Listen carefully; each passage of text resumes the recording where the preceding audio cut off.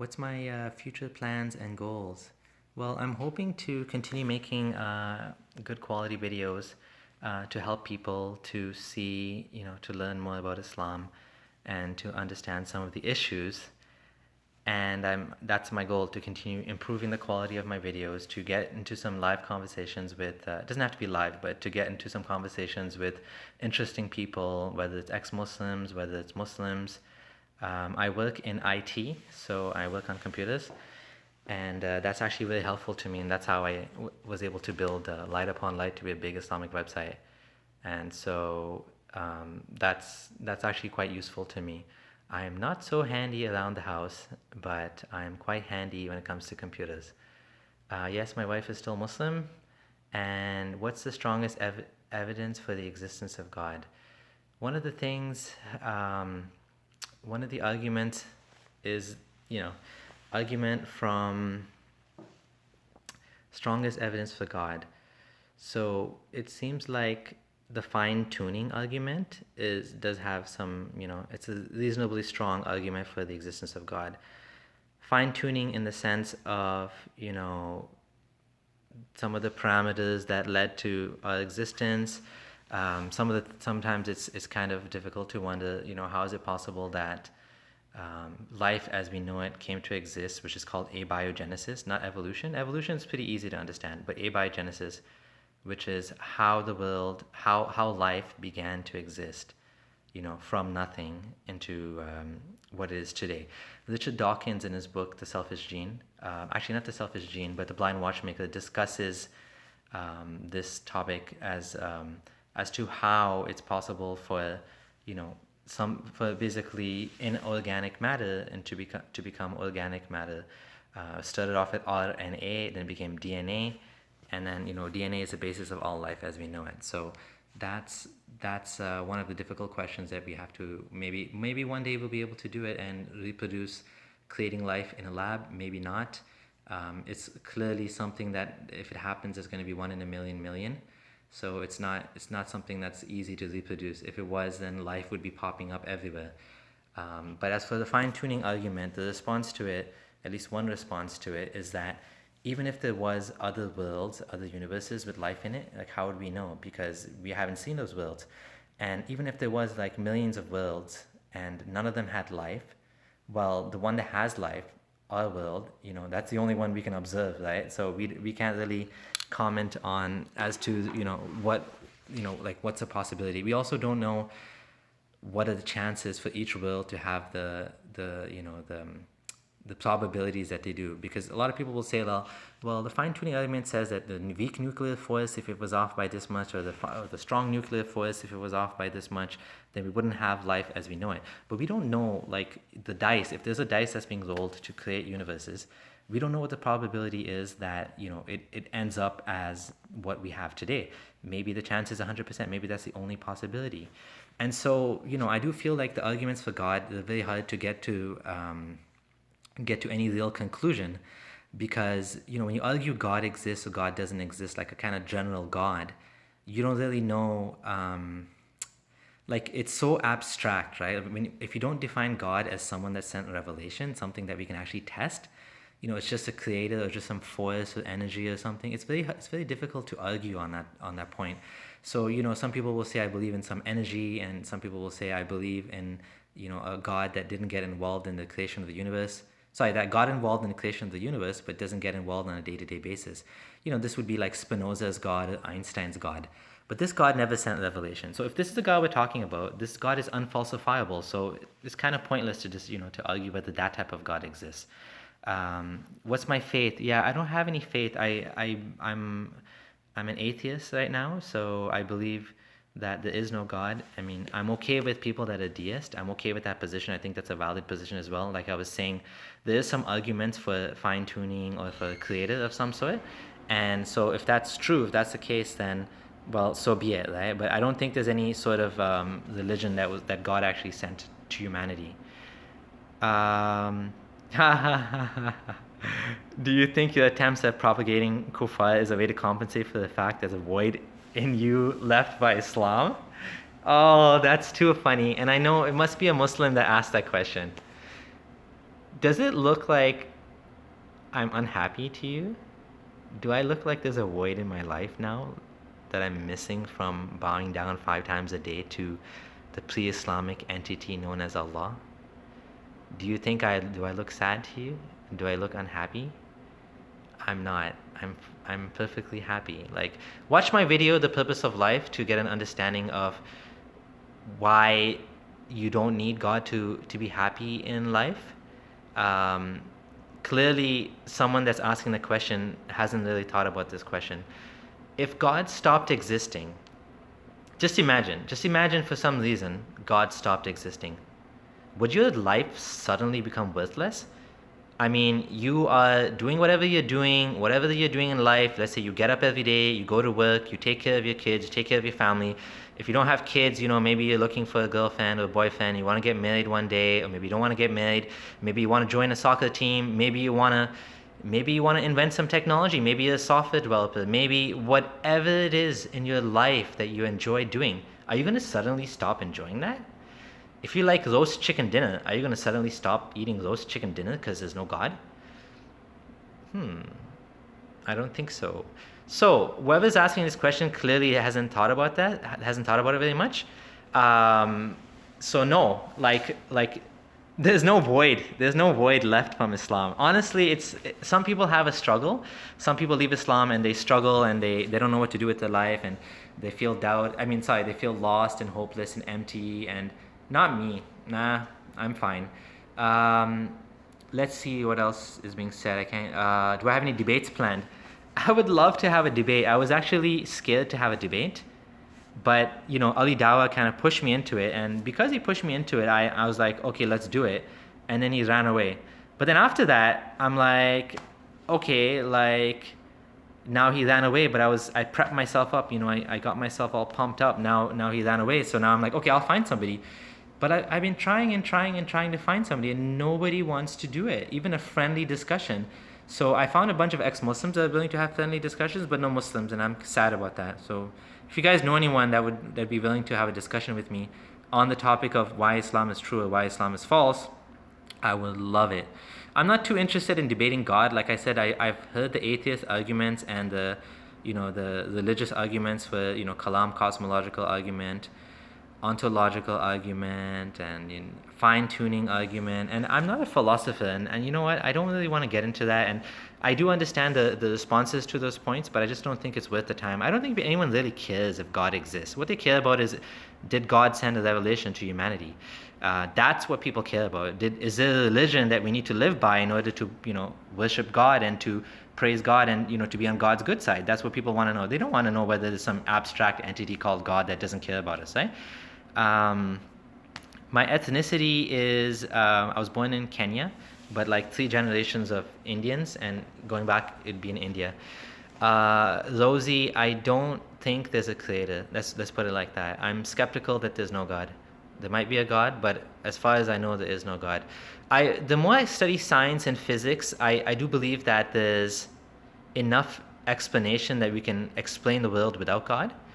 And so, I'm telling you, as I'm studying more and more, I'm studying metaphysics, I'm reading books on physics, I'm reading books on the universe, I'm reading books on, philosophy, and the more I read, the more I feel like we're all alone here.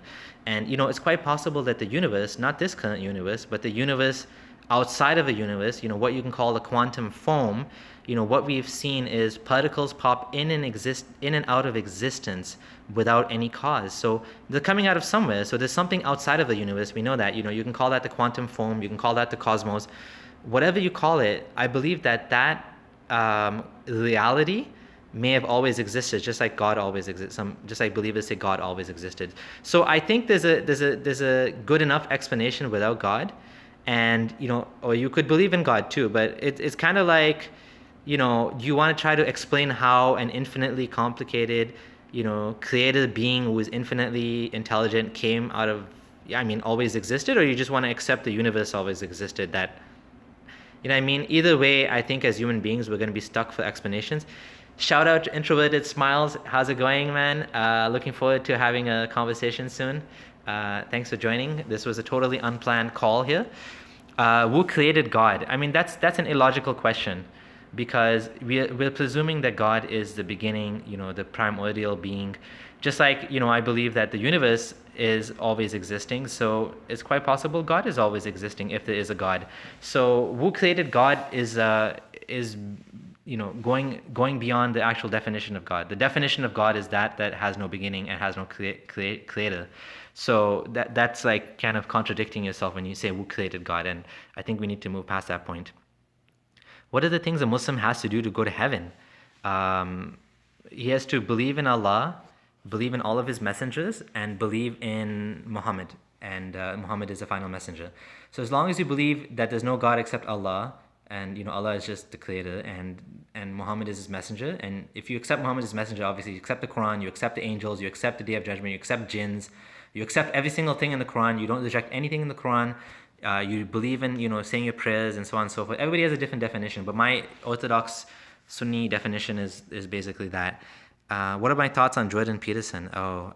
He's an interesting fellow. I'm still listening to him. I'm still trying to learn. He has some, I talked about this in the last live talk I had, and I think he has some, concerns about atheism, and he has some concerns about, nihilism, meaning if people stop believing in God, we'll all be like nihilist, meaning we'll have no desire to live anymore. We'll just want to kill ourselves or something.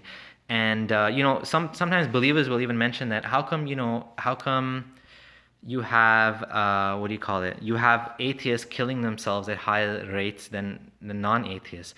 Well, the reason why is because let's say you have two people. One person's an atheist, one person believes in, like, say, religion. If the guy believes in Islam, and he believes that if he's going to kill himself, he's going to go to hell, and Prophet Muhammad said whoever kills himself will go to hell. Whereas atheists will be like, my life sucks, I have this chronic disease, I'm in a lot of pain and suffering. I had a pretty good life, I'm in my 60s or 40s or whatever. You know what, like, I'd rather just die with dignity. And that's what euthanasia is that you choose to die on your own terms, rather than becoming a frothing mess and you can't talk and you're like disabled and you lose your dignity, right? So atheists are willing to say, well, I don't think there's anything happening after, maybe I'm wrong, but at that point they're willing to kill themselves.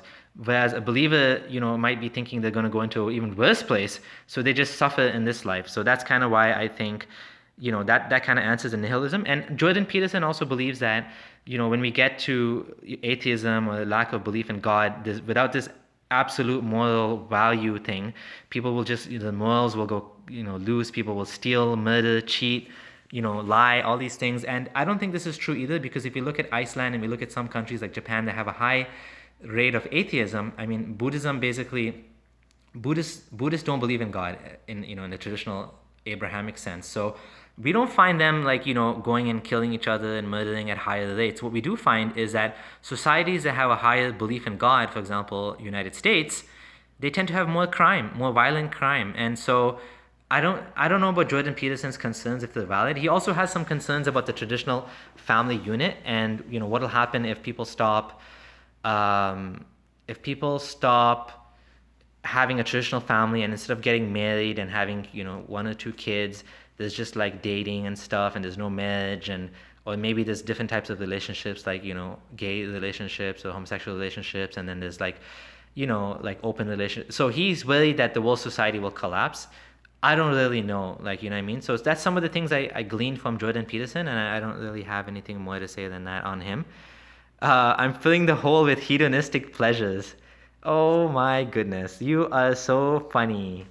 Like, by hedonistic pleasures, you mean like spending time with my family? You mean blogging? You mean working a regular job, coming home, taking my kids and, spending time with my wife? That's what you call hedonistic pleasures? Buddy, I'm 34 years old, okay? I don't go clubbing. I don't go drinking. My life is a typical dad life, okay? So if you think that's hedonistic, I don't think you know what hedonistic is. And by the way, what's wrong with people that want to be hedonistic, okay? I do believe that we should try to be better people. We should sacrifice. We should give in charity. We should try to improve the world and leave the world in a better place than we got it. But that doesn't mean that people don't have the choice to do what they want with their life. You have that life, you can choose what you want to do with it. And I already explained that. It's not about hedonism, it's not about, selfish pleasures. It's about your life, make something out of it. And of course, I encourage people to do something for others. I mean, that's my whole purpose of my blog and my videos. And why else do I do this? Because I want to help people and I want to have these discussions, and by having these discussions, it makes people think, and it brings reflection. And you know what, if people are going to waste their life on a fake religion made by Muhammad, I mean, that's a waste of a life right there. I'd rather that they spend their life doing something that they enjoy, whether it's music, whether it's some sort of entertainment, whether it's making movies or watching whatever it is. Who made us slaves in the first place? Who put us in this cage, right? You know what I mean? Muhammad put us in this cage, and now you want to complain about people that want to leave the cage? I don't think so. How old am I? Yeah, 34. Is it possible I'll come back to Islam? It's possible, but I don't see how that could be. There's just so many holes in it. I don't see how I can come back to Islam. There's just too many problems in Islam, right? Am I going to make a video on debunking the minor signs of Day of Judgment? I wanted to leave Islam, but these signs kind of worry me because some of them seem to come true. So the thing about the signs of the Day of Judgment, these signs, there's a couple of ways to think about it. One is Muslims actually fulfill the signs, which is kind of funny. Prophet Muhammad says, at the end of time or Day of Judgment, they're going to have the naked desert Bedouins, were shoeless, building tall buildings. So the Muslims are like, yeah, I want to do that. I'm going to build the tall buildings. But does it really match? Are those guys naked? Are they shoeless? Are they rich princes building tall buildings? It doesn't really match, does it? And there's something called the Texas sharpshooter fallacy, where you actually come up with the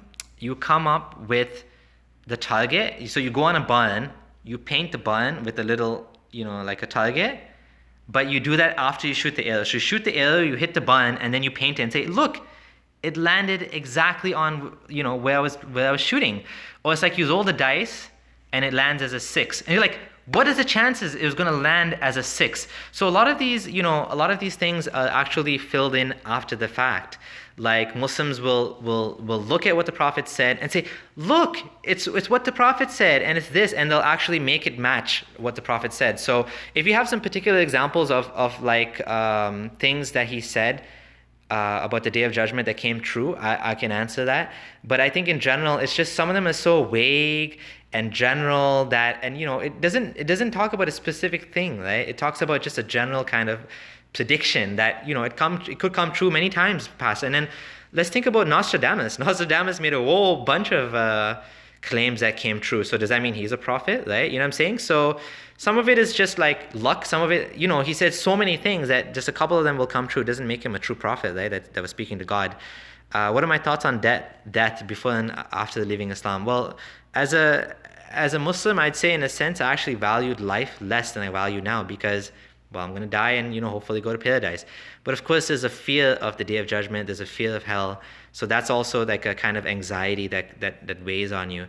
Now that I'm, I don't believe in God, and I don't know if there's anything happening after you die, I make the most of my life, and, I know that things that need to be fixed, I try to fix them now. I don't wait for the next life. You know what I mean? And I want other people to value their life. And, so death, we don't know what happens at death. I personally think when you die, everything just ends. I could be wrong, but that's what it seems like. Okay, I'm just going through the... Okay, do you have to wear a bandana or a mark of allegiance to be a Muslim? No, you don't have to. Prophet Muhammad said, grow your beard. So if you want, you can grow your beard. That's considered optional. Some people consider like obligatory, but, for the most part, you don't have to wear any sort of mark of allegiance. What's a good unbiased book on the history of Islam and Muhammad? I read something called The Sealed Nectar, Rahiq al-Makhtum. It's written by this Indian author that, in Arabic and then translated in English. It's very rough. I think any book is fine. Maybe Martin Ling's Muhammad, he's a Sufi and he obviously puts a very positive spin on it. But, I think any book you read on Muhammad will be biased, but in one way or another. But, Rahiq al-Makhtum, The Sealed Nectar, has a lot of disturbing stuff in it too. So he didn't hide any of that. I was not Ahmadiyya. I was born as an Ismaili, and around the age of like 18 or so, I converted to Sunni Islam, and I was Sunni Islam for most of my life. As a kid, I was Ismaili, but I wasn't really practicing. It takes brainwashing to believe that nothing caused the universe to explode into existence. Well, if you think about the universe, and you think about the Big Bang, what does the Big Bang say? Big Bang says that before the universe came into existence, there was no time. So when you say it came into existence, there was no time before the Big Bang. And we don't know what happens when the universe is going to, reach its final stages, right? Is it going to collapse back into nothing and then explode again in an infinite loop? Is it just going to become what's called a freeze death?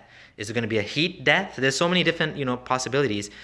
And so, I would say, well, okay, if you want to believe in God, but what's the evidence that Muhammad is a messenger of God? And what's the evidence that this God is the one that made the universe exist? I mean, what I'm saying? Like, how do you know the universe just didn't exist forever as well? Like, not this universe, but the quantum form, as I mentioned before. And I think if you study a little bit of science, you'll see that even though these are on the edges of science, there's explanations now that help us to understand that there's something outside of the universe. This universe is not the end all and be all. Like, where do those particles come from that pop into existence, right? And there's the uncaused particles, So, okay, let's keep going. I'm going to ignore that silly question. As an atheist, are you allowed to masturbate? What kind of question is that? Come on, give me a break. You don't have to wear a bandana with the words, there's no God but Allah. Yeshua, there's no such bandana. That's just a style. What's the one argument against Islam, in my opinion? I think there's tons. The one go-to argument I use nowadays is chapter 21, verse 30. Don't the disbelievers see that the heavens and the earth were joined? And we separated them and we made out of water everything. So this verse actually says that, the heavens and earth was joined, and then we separated them and made everything out of water. The first part is interesting because it says the heavens and the earth were joined. How is the heavens and earth joined? That's the question, right? Like, everything we know about science now tells us that the heavens and earth was not joined. The earth came billions of years after the Big Bang, after the creation of the universe. And lo and behold, every single culture back then used to think the heavens and earth were joined. Surprise, surprise. Muhammad said the same thing as every other culture in his time. Now, what does that tell you? Is that like, what I mean? Like, does that not make you doubt, like, Muhammad was just making up stuff? Or do you really believe he was just convenient? You just believe that every other culture was saying the same thing. So that's one argument against Islam. Evolution is another big argument. It's almost like the story of Adam and Eve does not add up whatsoever. I mean, there's so many arguments against Islam. And that's why when people ask me, are you going to become Muslim again? I don't see how it's possible in any way. There's so many problems with Islam. It's just too many problems.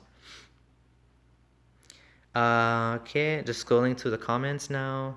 Trying to, why does the Quran say Jesus is coming back when the teachings of Muhammad are opposite? I believe that Muhammad wanted to say Jesus was coming back, maybe to make his message match with the story of the Antichrist and the Day of Judgment from the biblical sources. That's my prediction. Drinking is bad. You don't need religion to understand that. Yeah, drinking is bad. It has its benefits, you can say, for relaxation or whatever, but yeah, overall it's not good for you. Okay, check out this Threads of a Redeemed Heart by Ravi Zacharias. Okay, thank you. Let's keep going. I'm trying to see any other questions. Sorry, it's like a lot of comments here. Okay, give me a second. Okay, so there's too many comments, so I'm going to wait for the next question. And do I believe in free will? I actually don't believe in free will. I think that we are, products of our genetics, products of our environment and experiences. So everything that I'm doing in my life, like for example, why did I come out about Islam publicly? Well, in my environment, I'm pretty safe, right? No one's going to kill me for the most part, hopefully. What else? Well, I believe in freedom of speech and free values, and I grew up in Canada, and this had an influence on me. What else? Well, I have a certain personality, which is a very outgoing personality, which is based on my, either my upbringing or my genes. What else? And so on and so on and so on. So there's so many factors that made me into who I am today. And those factors led me to, to do what I did. And if I had the exact same genetics and I had the exact same experiences, I would do the exact same thing that I'm doing. I actually don't think there's any such thing as free will. I think there's an idea of free will, like there's an illusion of free will, but what the neuroscience, from my understanding, says that even before an idea pops into your mind, it actually gets registered before that, and they have machines that can actually register that. So as the science develops, I think we'll find out whether we actually have free will or not. Like if it comes a point in time where we can actually predict what a person is going to say or think. And I've seen some experiments, or I've read some experiments. If you look it up on free will experiments on YouTube, you can watch some of them, or you can look up Sam Harris's book on free will, and he describes some of the issues with free will, and he gives some examples of people like this one guy that he killed a bunch of people, and then he said, I don't even know why I've become so violent and this and that, and then he killed himself, and then when they found out, he had like a brain tumor that was pressing against and affecting his thinking. Another example is when leaded gasoline was used in the US, it went in the air and it was poisoning people, and people became more violent, right? And they used to do more, the murder rate was higher, right? And there's another argument that's made about abortions, which may or may not be true, which said that when they made abortions legal, after like 30 years or whatever, all those kids who would have been born, which their parents didn't want them, they would have been committing crime, so the crime rate dropped. And that was presented by Freakonomics, the authors of the Freakonomics book. I don't know, like I heard some counter arguments to that, but whether or not there's free will, we might have a little bit of free will, or we might have no free will. I don't know about that, and there's a bit of a debate, but that's my opinion. Honestly, I think for the most part, there's no such thing as free will. Okay. Do I have any other atheists in my family?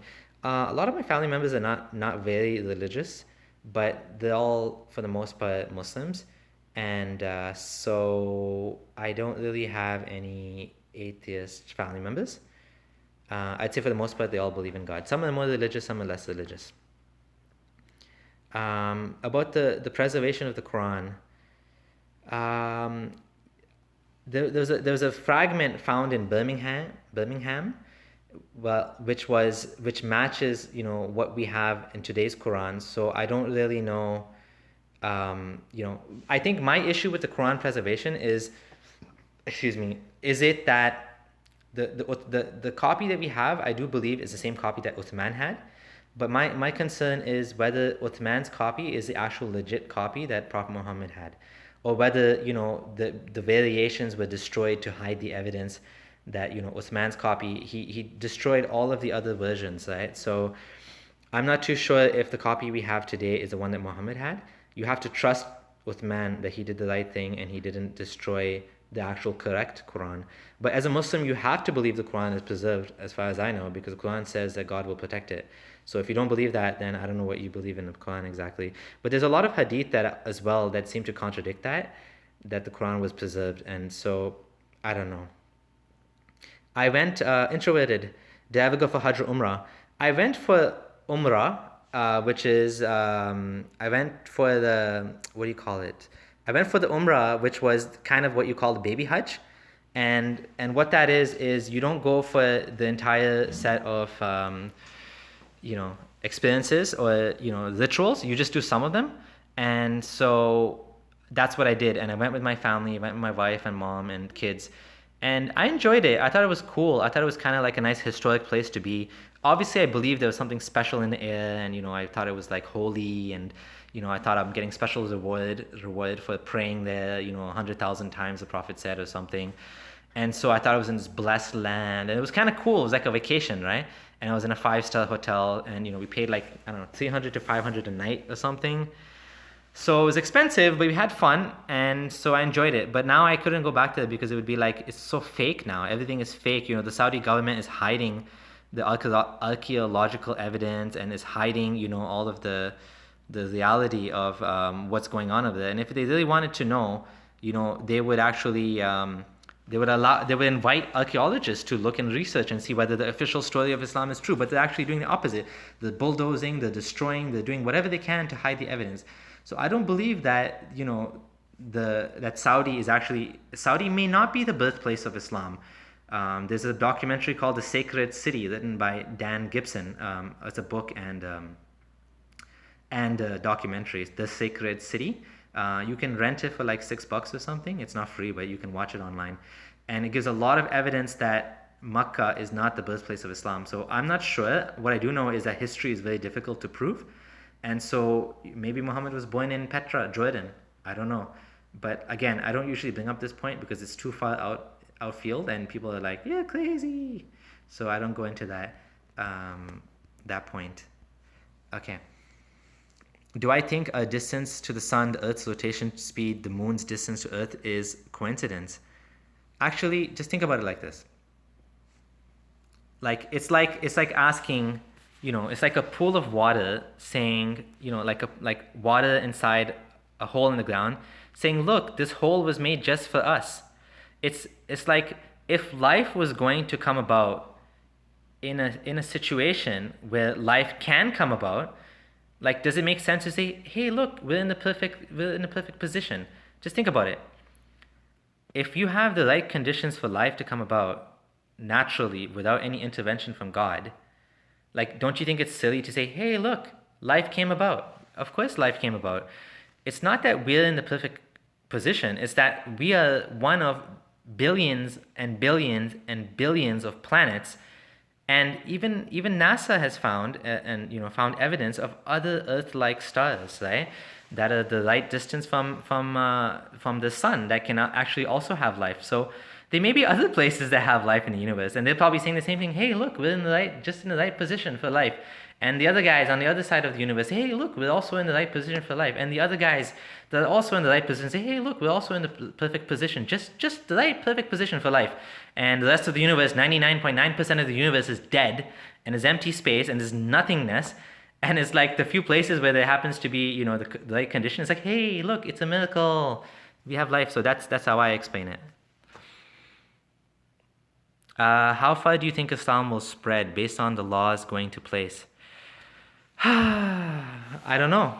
I'm not sure, but I do think that it's being challenged. Islam is being challenged like never before, and so that's the way it is. I don't think that it's my country of origin is, like I said, I was born in Kenya, and but I'm Indian background, right?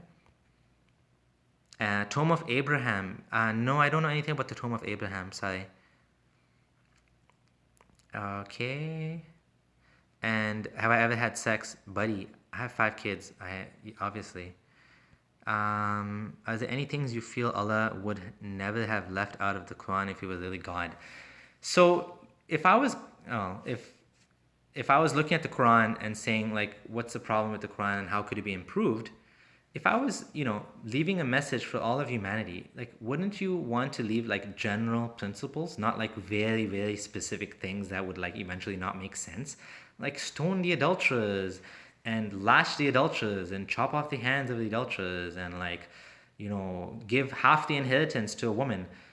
Like, it seems to me if I was God that, like, I would send general principles for good living, kind of like what you find in Buddhism, the Four Noble Truths, or, like, be a good person and don't harm other people, and general things like do unto others like you want to be done unto yourself. Like, things like that is, I think, what God should have sent us, not like very specific things, which I don't think He sent us, but Muhammad came up with of his own. What are my thoughts on Imam Tawhidi? I don't know. A lot of ex-Muslims have issues with him. He seems to be, I don't know, he seems more like an ex-Muslim than a Muslim. I don't know, the things he says are weird. He also seems to be using his points to win sectarian points against Sunnism for Shiism. I don't know, like, he seems very strange. He's a very strange fellow. And apparently he has some issues with his background check. So is he really what he says? I don't know. Like, I don't know much about him. But, like, it's weird. Like, he says he's a believer, yet he condemns just about everything in Islam. Like, it's weird. Justin, we haven't discovered other Earths. We have discovered 7 other Earths, but they're not, we have limited distance of what we can know and what we can see and what we can find. There's a beautiful channel on YouTube called Kurzagast. It's kind of hard to pronounce and spell. Kurz. Just type in Kurz, and you'll find it. And they have some beautiful videos on what are the limits of humanity. Do you know, like, even now as we speak, the universe is expanding and everything is getting further and further away from each other. What that means is eventually we won't be able to see anything in space outside of a solar system. And everybody, imagine this, we are born in a time where we can actually see, a lot of the universe, some of it, right? Whatever we can do with the technology. There's going to come a time where every galaxy is going to be so far away that if somebody is born, let's say some alien is born, they're going to think they're all alone in the universe. They're not even going to know like what's outside, because the universe has expanded more than the speed of light can travel in that distance. So by the time you actually find out what's happening, it's like it's too far away. So there's some limitations to our existence that we have to deal with, right? What do you think about objective morality without God, Matthew? Good question. The way to look at morality is, what is the point of morality? What is the point of ethics? The point is that every action that I do has an effect on others, right? And so we should behave in a way that leads to the maximum positive sum gain for everybody, right? Treat others like you'd want to be treated, right? Like if you lived in a world without consciousness, then there would be no need for morality. If it's just rocks and trees, as Sam Harris has said in his book, and many others have spoken about. But we live in a world of consequences where, actions have an effect on others. So if my action has a negative effect on you and it harms you, then that would be a bad thing to do. And if it has a good effect on others and on myself, then it'd be a good thing to do. And so, my basis for morality is secular humanism, which is I place human flourishing as the basis of my objective morality. Now, that decision is subjective. So I could have said, animal welfare over human welfare is my basis of morality. And so in that case, I would value an animal's life over, say, a human life. But, I'm a secular humanist, so secular humanism puts humanity at the top and, of course, cares about the environment and everything else. But, like, if you had to choose between an animal and, like, a human, you would choose the human over the animal, So there's some subjectiveness there, but, overall, once you decide on secular humanism as your basis, you can make, judgments as to what's good and bad based on that. So that's what I believe. And it's all about what hurts others and what doesn't hurt others, right? What's my opinion on Trump? I'm not going to go there. I'm not really an expert on politics. Am I Gujarati? Yeah, actually my background is Gujarati, even though unfortunately I don't speak Gujarati, so... humans evolved within the Earth's atmosphere. Universe is not made of us, that's true. Why do you think people still hold on to religion? Because, this is a very good question, Kilobyte. Why do people hold on to religion? I honestly think it's lack of courage. People are scared of, like Jordan Peterson is saying that, we're going to become nihilist and we're not going to have a purpose in life, and we're not going to know how to judge what's right and wrong, and we're not going to know what to do with ourselves. So I think people are scared that what if I look into these doubts I have, what'll happen? Will I lose my faith? Will I become, will I not have any purpose and meaning? And I'm scared. Like, I want to believe in God, and I want to believe in the next life, and I want to meet my family members in paradise, and I want to be reunited, and I want to live forever. So I think people are scared, right, to kind of confront. And honestly, at the end of the day, I don't think everyone is intellectual. Excuse me. I think people are not everyone is smart. Like, that's the thing. Religion appeals to people for a specific reason, and it's easy to believe in, and it kind of makes sense, and so you believe it, and your parents kind of brainwashed you as a kid, so you have a hard time overcoming it. There's a channel called Theremin Trees, TherAmin, Theremin Trees. Look him up. He has some great videos on like kind of cartoon videos on the topic of doubt, on belief, on brainwashing, how kids are brainwashed, and how it's so hard to overcome the fear of hell and the fear of like even today I got a message from an ex-Muslim. He says, I'm ex-Muslim, I don't believe in God, but I'm still scared of hell. Can you help me? So I think that the propaganda and the brainwashing, it's just so powerful, and it takes over an instinct of survival instinct. So I think that's what, it takes over that and it uses that against you, right? So you're scared and you don't want to be in hell. So you're like, okay, I'm going to believe just in case. And therefore you waste your whole entire life on a false idea just because you're scared to confront the truth. And the solution for this is research, research, research. Just keep leading, keep leading, keep leading, and you'll find a way. You'll find a way through there. Okay. Yeah. What do you think of Muhammad having sex slaves yet still punishing adulterers? Isn't someone having sex freely better than rape? That's the thing about my morality. According to secular humanism, two people consenting to sleep together doesn't hurt anybody, but sex slavery does hurt people. That woman who is a slave didn't consent to have her body being used in that manner. So according to Islamic morality, which is basically Muhammad's morality, which is basically, my private parts are more important than your body, and my desire are more important than your right to your own body and your right to deny other people to use you. And that's what Islamic morality says, that you're allowed to sleep with your slaves. If you, of course, nobody owns slaves other than ISIS nowadays, but like honestly speaking, it's totally perverse, the idea that you can sleep with someone that you own like that. You know what I mean? And how come it's only men can sleep with female slaves and not the other way around? And what's up with these rules that benefit men? All of these rules that benefit men. Wouldn't it just make more sense that Allah said, "Oh, you will believe when you capture slaves, do not sleep with them, but offer them marriage, offer to marry them, free them. And then if they marry you freely, then of course, it's halal for you. But instead it's like, protect your private parts from, your spouse and your slaves." It's like, what? My spouse and slaves? So I can have a spouse and slaves? And so, yeah, it doesn't make any sense. It's, according to secular humanism, it makes no sense. According to Islamic morality, hey, it's all fine and handy dandy. Was 9/11 an inside job? I don't know. I don't think so. Anyways, yeah, my views on Nabil Qureshi. He's a fellow that became Christian. I respect him for his decision, and I haven't really discussed with him, but yeah, I respect his decision that he made. I mean, everyone's free to believe what they want to believe, right?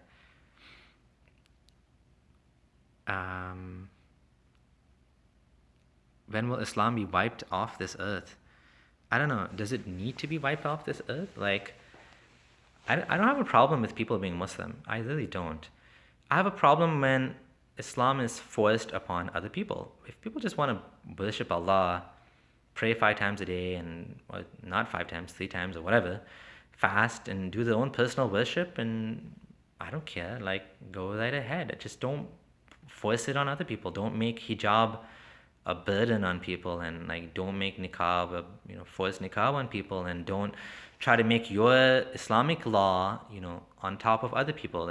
Just practice your religion, and as long as we have secularism, I don't really care if Islam goes away from this world. Islam's not going to go away from this world, and I think that's a false idea to think that it's going to go away. It's fine as long as we have secularism and we have free laws for everybody. I mean, fair laws for everybody. Then there's no problem with Islam, Christianity, Judaism, whatever. You know what I mean? I'm not the type of person that wants to end up in a fascist state where people are given it's made illegal to believe in something. It's made illegal to think something. You know what I mean? I believe in free speech. I believe in freedom of expression and freedom of religion. People need to decide for themselves what's best for themselves, right? I mean, we're not dictators. I don't want to end up in a dictator state again, right? The Masked Arab is absolutely amazing. If you haven't seen him, check out his channel, The Masked Arab. Pete, you're saying prayers for Nabil. Yeah, he has cancer, right? And I'm sorry to hear about his cancer. I personally don't think that prayers do anything. And that's one of the things that made me leave Islam, is when you look at the effects of prayer studies, like the Harvard prayer study, it's the same effect whether you pray for someone or don't pray for someone. As best as we can study it, as best as we can measure it, It doesn't seem to have any effect. Whether you pray for someone, whether you pray to God or pray to Jesus or pray to Allah or don't pray or talk to your plants, and whatever the case is, it doesn't seem to have any effect. So, I wish him well, but unfortunately, I don't think there's anyone out there that's really listening.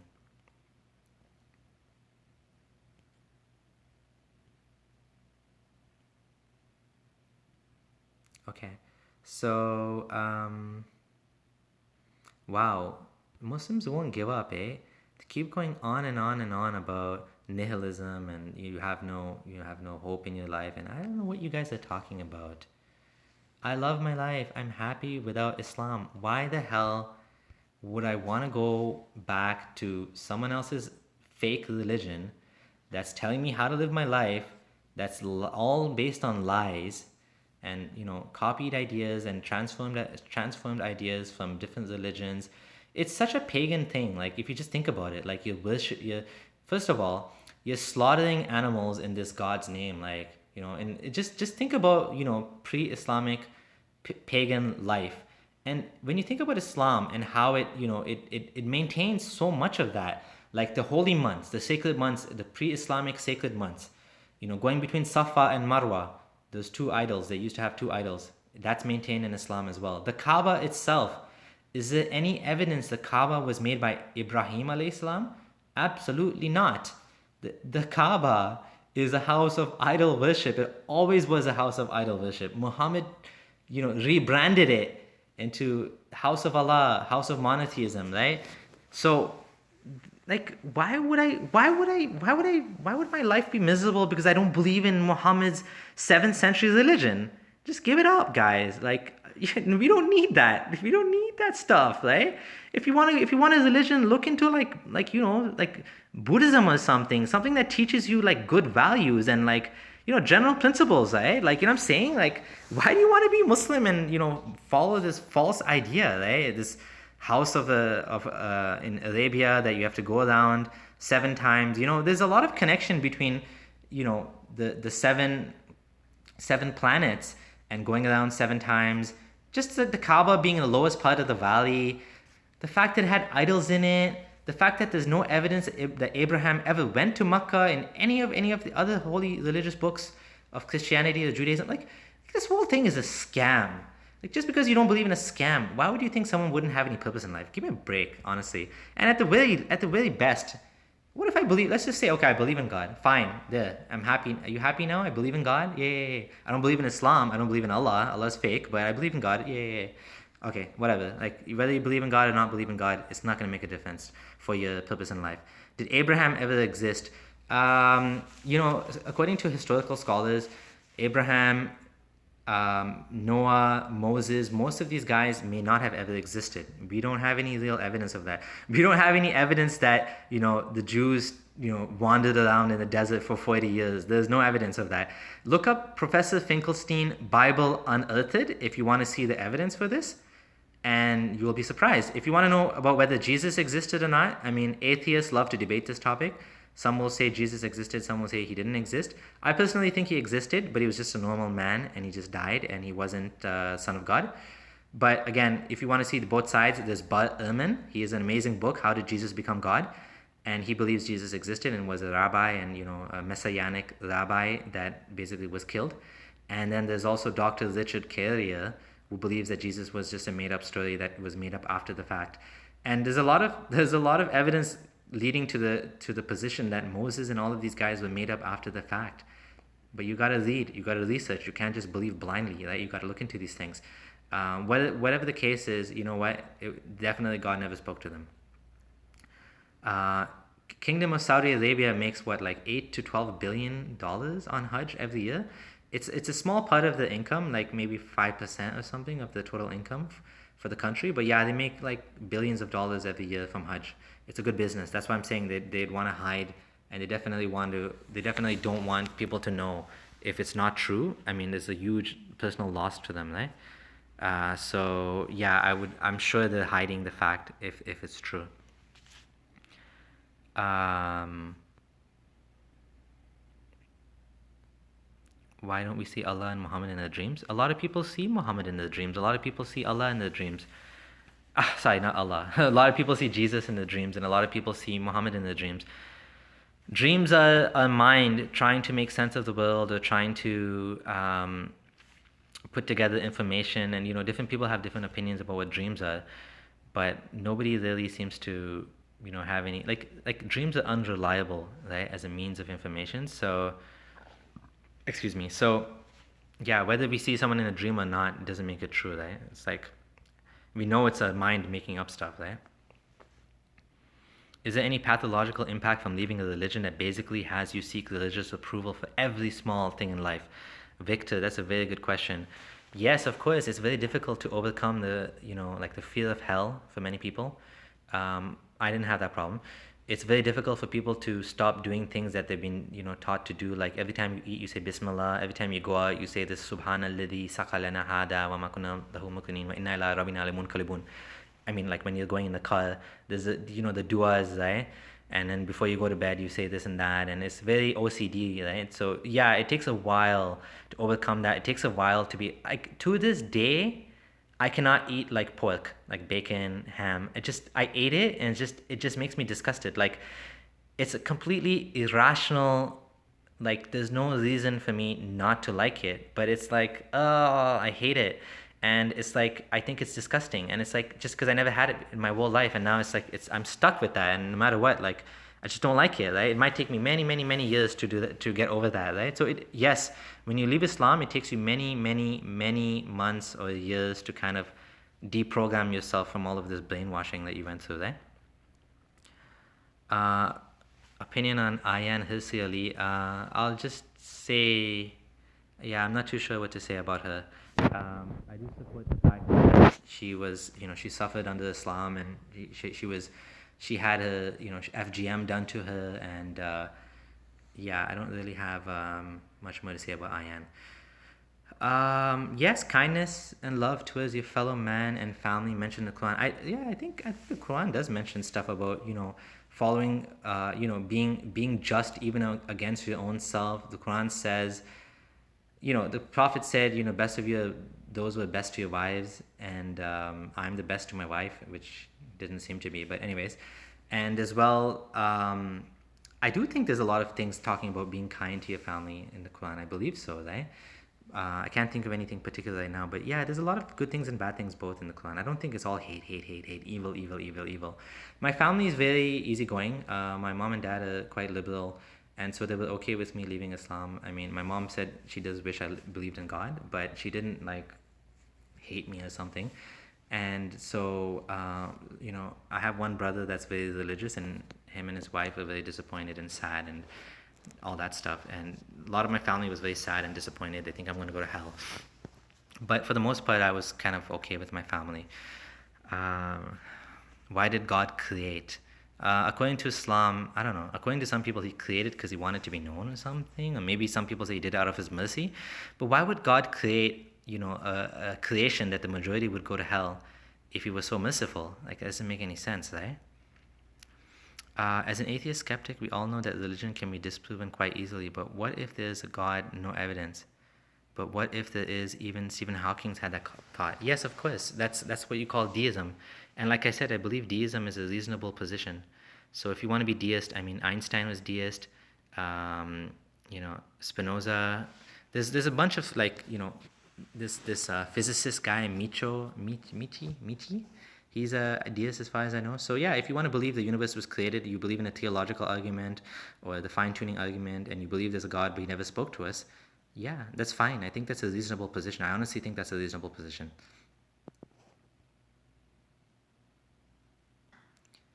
Someone's asking me, I'm ignorant. Do you know that you're ignorant about many of the facts when you compare Isa of the Quran with Jesus of the Bible?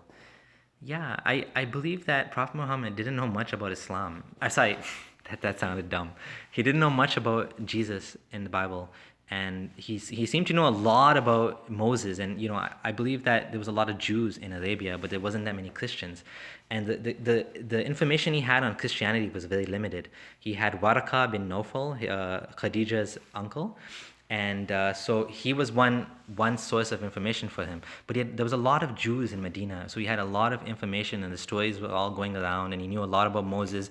The biggest chapter in the Quran is Surah Baqarah, the cow, which talks about the story of Moses in great detail. But when it comes to the story, and also the story of Yusuf or Joseph, there's a lot of detail about that. So those prophets, there's a lot of details. But when it comes to Jesus, there's very little details. And what we find is a lot of the points that we find in Islam from the Quran, there are also points that the points that we find in the Quran are things that we found sources for. Like Jesus speaking as a baby, we found a document in the Syriac language. Syriac is similar to Arabic, that says that it's called the infancy gospel.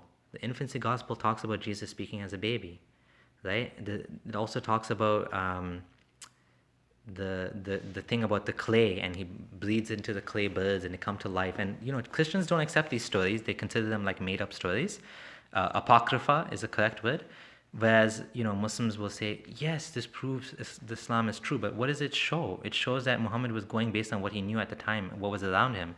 If you look at the story, another mistake that Prophet Muhammad made in the Quran, he said that the Jews say Ezra is the son of Allah, and the Christians say Isa is the son of Allah. So the Quran is comparing the Jews who say Uzair or Ezra is the son of God to the to Christians. And how does that work? Do you know any Jew that says Uzair is the son of God? Have you ever heard of that? Has anyone ever heard of that? I have an article on my blog, abdullahsamir.com, talking about this, where, I show that nobody's ever heard of this. So what does that mean? It means that Prophet Muhammad, in his time and place, there was people saying that, and he included it in the Quran and said, the Jews say Uzair is the son of Allah.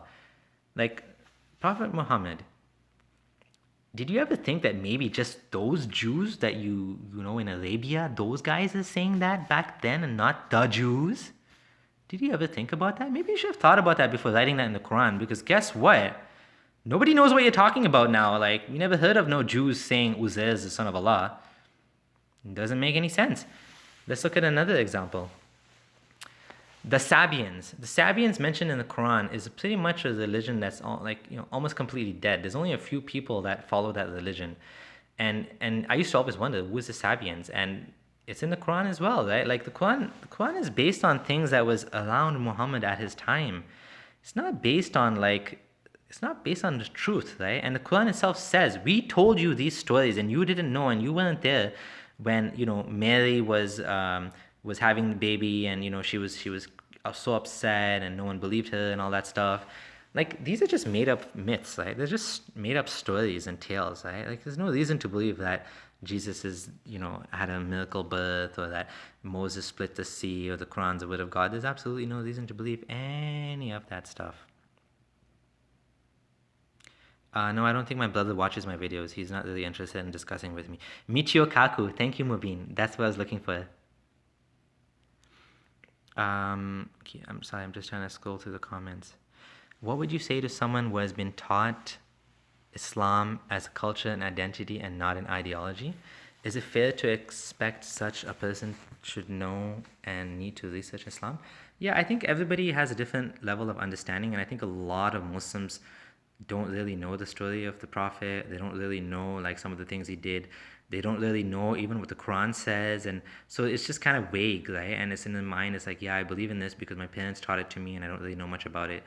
So yeah, they need to, I guess if they research it more, they might see the contradictions and leave it, or they might just, use some cognitive dissonance and just kind of not think about it and put it in the back of their mind. My opinion of converted to Islam. Yeah, I don't, he makes some good points. He tends to focus on, the moral issues of Prophet Muhammad, like slavery and sex slaves and murder, and usually Christians tend to focus on that. They don't focus on the science issues, or the issues with the stories in the Quran, because the same things can be applied to Christianity as well. So converted to Islam, Abu Ismail, and they won't tend to pick on the fact that the Bible seems to get the creation story wrong as well. Well, They won't pick on the fact the Quran gets a creation story wrong, because the Bible also gets it wrong, right? So they'll tend to pick on stuff like that. And yeah, I don't really have anything else to say about Abu Ismail. Mubin, what's my favorite movie that's critical of religion? Do you have a favorite movie? I'm not sure what my favorite movie is on creation story. Have you had people in your mosque trying to raise funds for terrorism? No, I don't think so. Like, maybe there was people that was raising money for Hamas, maybe. I don't know. Like, I wasn't aware of it. Um, and Hamas has a charity wing, right? And so they might have sent it there. Um, yeah, I don't think most of the mosques I know in Canada like raise money for terrorism. I know ISNA is in a scandal now. ISNA Canada or ISNA USA, Islamic Society of North America. But I wasn't aware of that stuff as a Muslim. I didn't hear anyone preaching terrorism or anything like that, other than Anwar Avlaki online on the internet. Anwar Avlaki he's a famous preacher that ended up as a terrorist at the end. He was the only one I know of that was preaching stuff like that. But, I don't know too much about the legend of the seven sleepers. I'm not sure what about it. Can I talk about my life as an Ismaili? Ismailism is a pretty cool religion. It's pretty easygoing. Ismailis have to give 1/8 of the wealth to Aga Khan, the leader. He's kind of like a pope, you could say.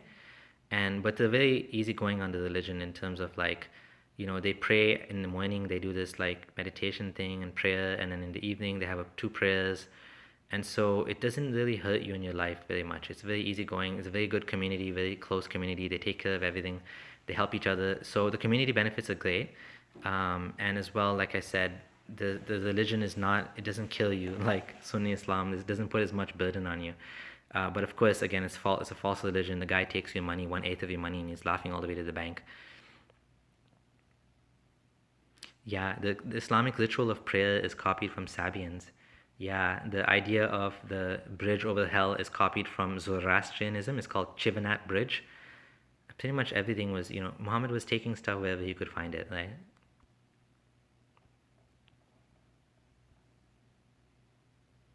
You are currently in the honeymoon period exploring life after Islam, and eventually there'll be nothing left to fill the void.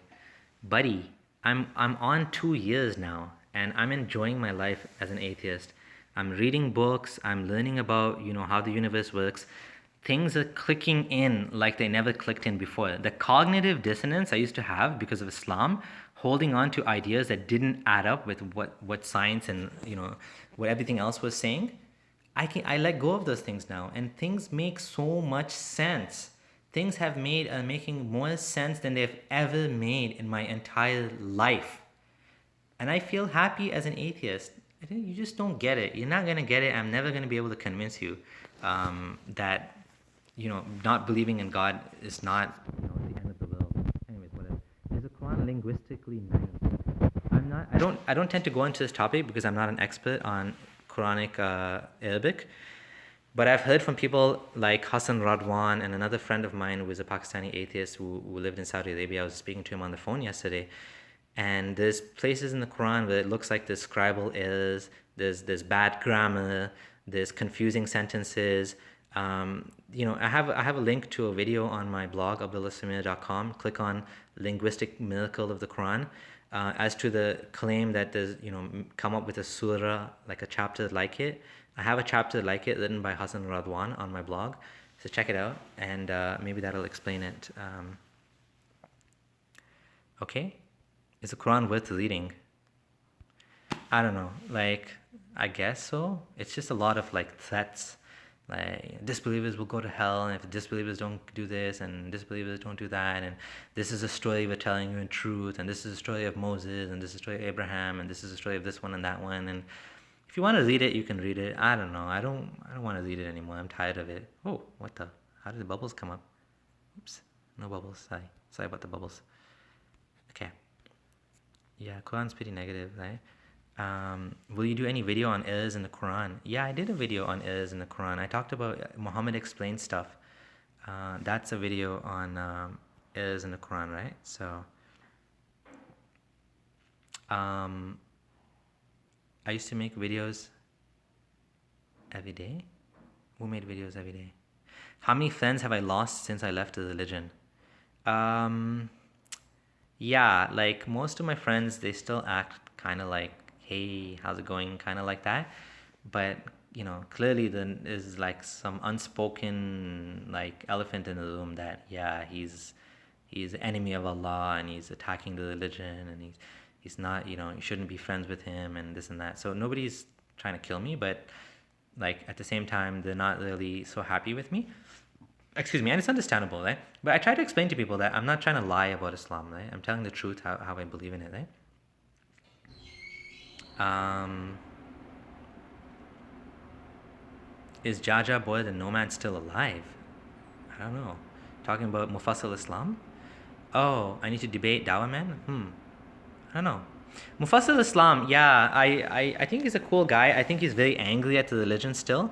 And so he has a lot of hatred, right? And the thing is, he lost a lot in his life. His mom doesn't talk to him. He lost his kids. His wife is divorced from him. He has a lot of things he suffered with because of Islam. So he's very like bang, bang, bang antagonistic with Mufassil Islam. He has his own style, and I have my own style. I used to think that his style doesn't actually reach people, but apparently a lot of people actually started looking into it when they see his confrontational style and his, Muhammad's a pedophile and he's a rapist and this and that and Islam is evil, and he has his style, right? That's not my style, and I don't think people, I don't like that style. Okay, so that's not my style, but I don't know. That's his style. Atheism is growing in the Arab world, in Pakistan as well. Yeah, 1/8 of his wealth, he must be rich. Aga Khan, you can Google him. Aga Khan, he's a billionaire. Yeah, he's rich. He's very rich. Yeah, he is very rich actually. There's like 5 to 10 million Ismailis in the world, and they all, for the most part, send him money. So you can imagine, like it's a pretty nice, sweet deal there, right? Okay, let's see what else people are saying, and I'm gonna get to bed soon because it's late now. Trying to scroll by. Has any Ahmadi discussed Islam with me? Well, we have some good friends that are ex-Ahmadi, and one of my friends I'm hoping is gonna come out soon publicly, and he's gonna reasononfaith.org. Check out his website. He's an ex-Ahmadi, ex-Muslim, and he's doing a very, very good job. Ahmadis tend to be a little bit better at the apologetics game. So, the arguments are a little bit more reasoned, and they have a little bit different opinions on the Quran and stuff. But at the end of the day, it's just another sect of Islam, right? Can I talk about inbreeding in the Pakistani community? I don't know much about that, to be honest. Yeah, cousin marriage is probably not the best thing to do over and over and over and over again. You can probably do it once or twice and not have any problems. But if you keep doing one, a child does it, and then the grandkids do it, and the kids do it, and the grandkids and great grandkids, you might end up with like genetic issues. And I think it's not only in the Pakistani community. I think it's also in the Arab community. Yeah, that's something that's part of the culture that needs to probably change. Oh, why don't I talk to like atheist YouTubers? Yeah, I think that's a good idea. I don't know Venom Fang XI. Um, yeah, most Muslims I know who left Islam, they don't tell anybody. Um, what else? We met, eh? Tinker saying we met before. That's pretty cool. Yeah, I used to go from mosque to mosque recording videos. The Tinker, you can email me, and we'll talk. Just either you can go on Twitter, Abdullah Adam, and contact me, or contact me from my channel. Go to my channel, go to contact us, and we'll go from there. Oh, no way, Mubini, an ex-Ahmadi. Whoa, cool. Fantastic. Okay. Would you say that ex-Muslims should try and do anti-dawah? Or should we just live and let live towards other Muslims? Yeah, I think we should. I think we should speak up, because the stage is weighed against us. You have believers who believe that they're gonna get like all of this reward and huris and Jannah and all these things, and atheists are like, yeah, I want to live my life. So it's it's unfair game, right? So I do believe we need to speak up, right? Because, and then on top of it, believers have more kids, disbelievers have less kids. So the world's going to be populated with Islam and Muslims and religious people if we don't say something. So yes, I do believe we need to do anti-dawah, if you want to call it, or dawah for reason, dawah for rationality, dawah for truth, right? Okay. The rationalizer is pretty awesome. Yep. I do like him a lot. He helped me a lot to leave Islam. Okay. All right. Do I have any recommendations of ex-Muslims on Twitter and social media? Okay, so I'm going to end on this. It's getting quite late. Yeah, so recommendations. The Masked Arab on YouTube, but he hasn't made videos in a long time, but check out his videos if you haven't seen them. Reason on Faith. Actually, if you go to my YouTube channel and you click on recommendations, so I like other channels. There's a bunch of channels I liked. Hassan Radwan, his channel as well. And I'm hoping more people will make good videos in the future, and I'll feature them as well on my blog, and as well science channels as well, like Kurzagast, and there's also like Thermin Trees, and there's probably a bunch of others which I can't think of right now. But yeah, that's it now. I'm gonna get going now. It's quite late. So thank you guys for watching, and all the best, and just take care and try to spread truth. Like, we need to make a change in this world as well. If we don't, then what's going to happen, right? The world's not going to be the world that we want to live in. So do what you can, when you have time, or when you have energy or money or whatever you can do. Do your best to help the world make a better place. All right, take care. Bye.